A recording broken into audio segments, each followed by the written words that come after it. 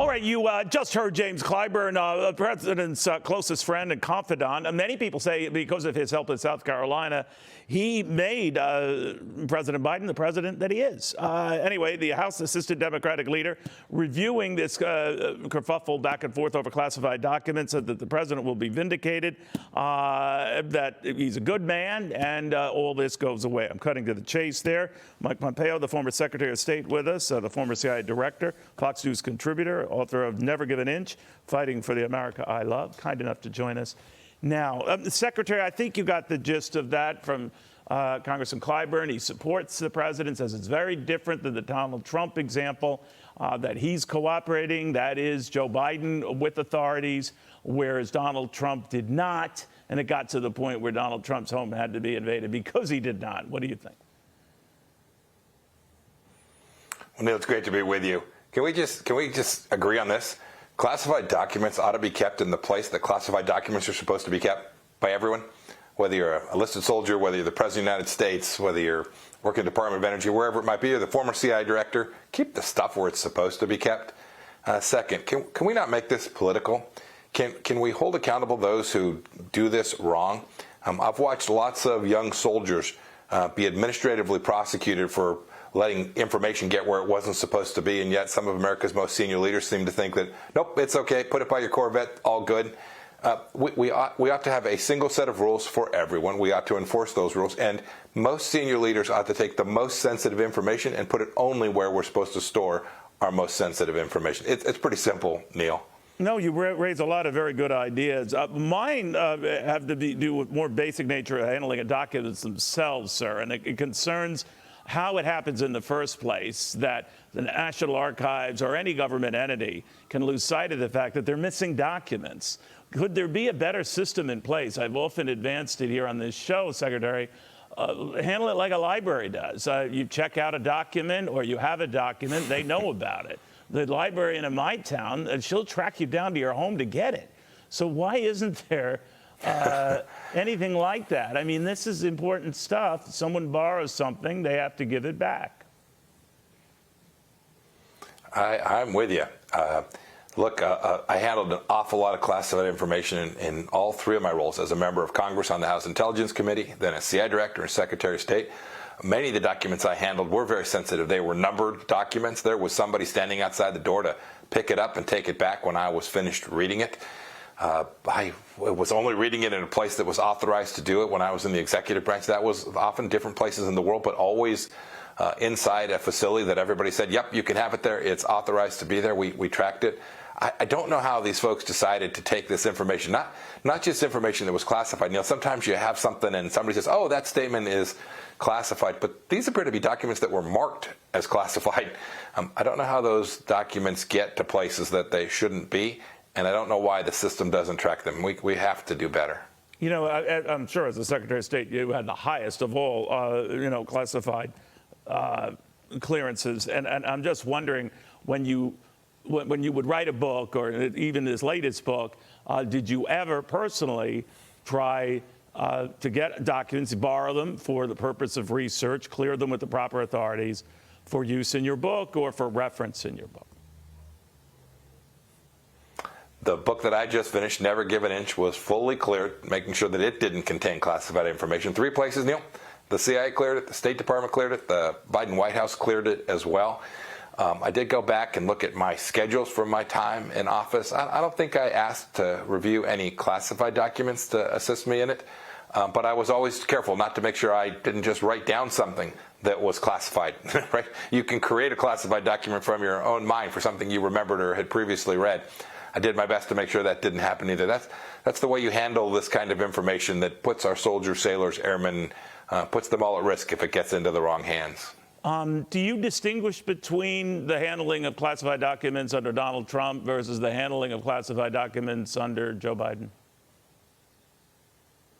I don't know enough about the situations. It is different if one has them and you find out you made a mistake and you do your best to cooperate with authorities. That's different from not turning them over. But I don't think we know the facts. I don't think we know the facts in either situation exactly yet.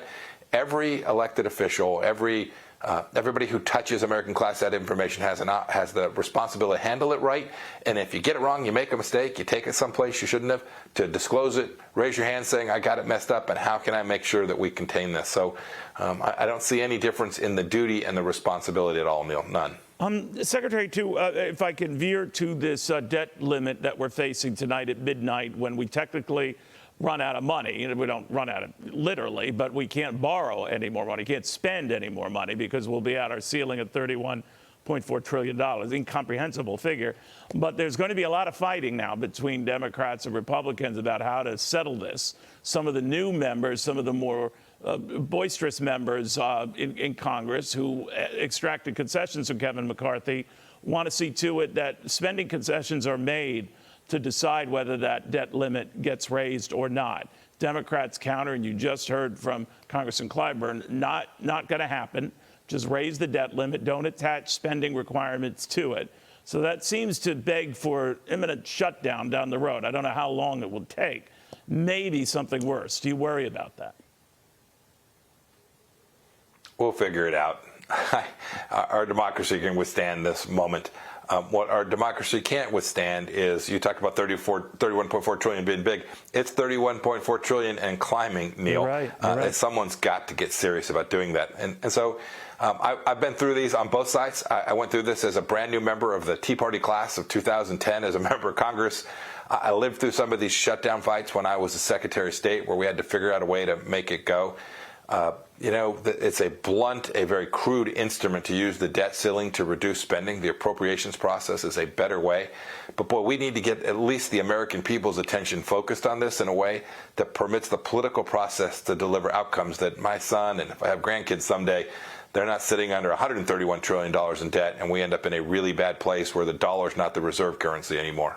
Do you worry about that could happen? And the reason why I mention it is in the context of dealing with this debt. In the interim, we're going to have to make some tough choices, what to keep funding. Presumably, Social Security recipients and Medicare recipients would continue getting paid, and those who hold interest on our debt or our bonds would continue getting paid, and our soldiers would be taken care of. But they're going to run out of options. At that point, what do you do? Yes, these prioritization games are often prove incredibly difficult because everybody thinks the thing that they're doing. If they're a federal official working at a national park, you name it, they think their thing is the most important. But it is important. It is important for the American people to see all of the places that their federal government spends this money.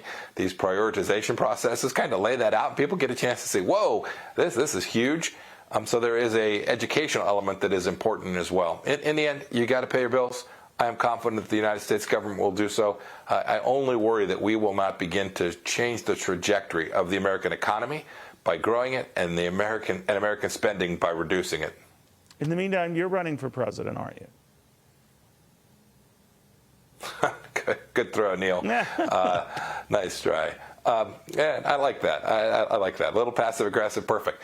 Look, we're doing all the things that one would do to get ready, but we're still trying to figure our way through it. We don't have anything to announce today. Would it be impacted at all by Donald Trump? I mean, he is running. He's the only announced candidate. You worked with him, and obviously he has said of Ron DeSantis, of course, if he runs, to paraphrase, he would be a little disloyal. He's done a lot for them. Do you feel that way? Oh, goodness, no. I was incredibly loyal to America and to the work that President Trump wanted done.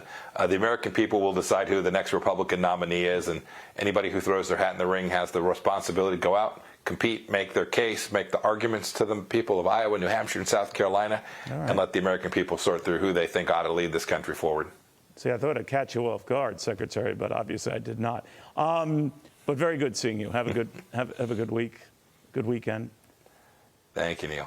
You have a good week, too. So all right, Mike Pompeo, the former Secretary of State, and who knows? Hi, everyone. I'm Brian Kilmeade. I want you to do me a favor. I want you to click to subscribe to the Fox News YouTube page. This is the only way that I know for sure that you're not going to miss any great commentary, any great news bites, any great interviews coming your way on Fox. You can get it all here on YouTube. So subscribe right now.